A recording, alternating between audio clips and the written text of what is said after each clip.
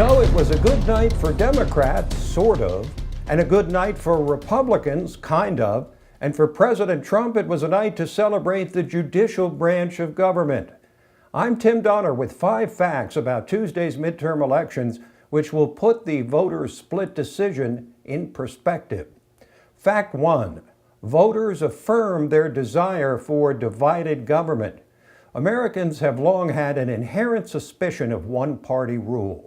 History has demonstrated repeatedly that they prefer a balance of power, believing with good reason that giving too much control to a single party for too long has the look and feel of something less than democracy.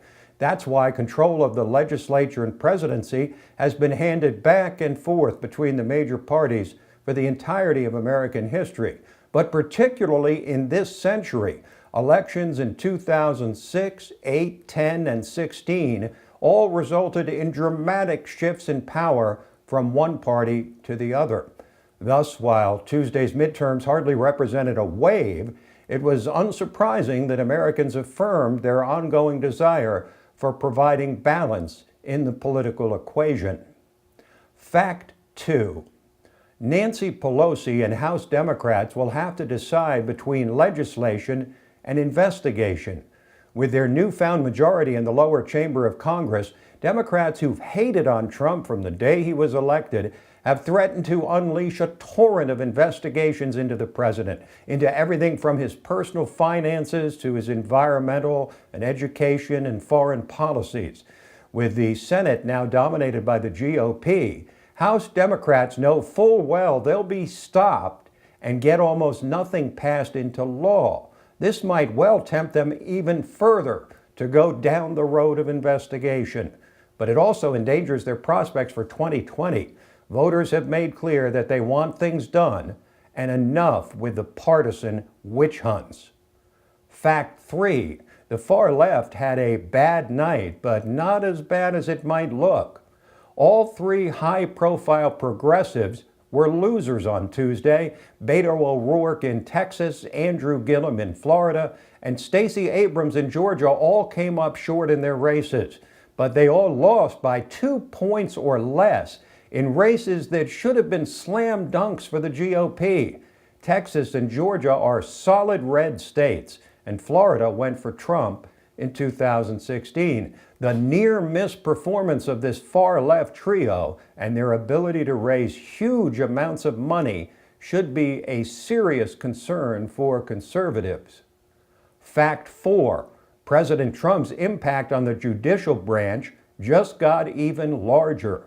With a strengthened Republican majority in the Senate, as many as 55 seats, and the Senate now requiring only a simple majority for confirmation of federal judges, the president should have a glide path in continuing his record pace of appointing judges, and he may get a 3rd Supreme Court pick before the dust clears. He will no longer have to beg for votes from the likes of moderate Republicans like Susan Collins and Lisa Murkowski. And that brings us to fact 5.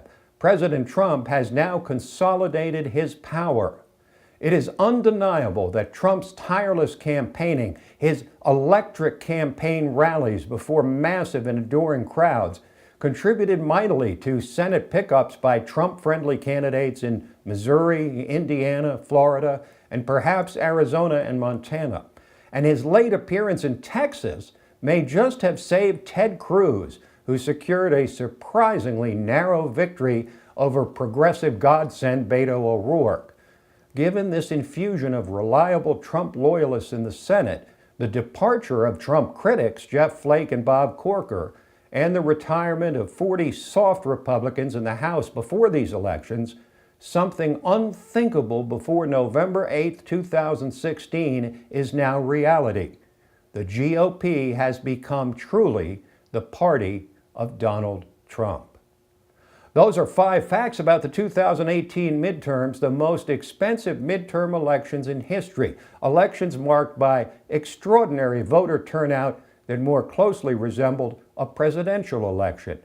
And now, the real 2020 presidential campaign begins in earnest. I'm Tim Donner. Thanks for joining us, and Please catch some of our other 5 facts, like the one on George Soros, and subscribe to LibertyNation.com's daily briefing and YouTube channel. Thanks for joining us.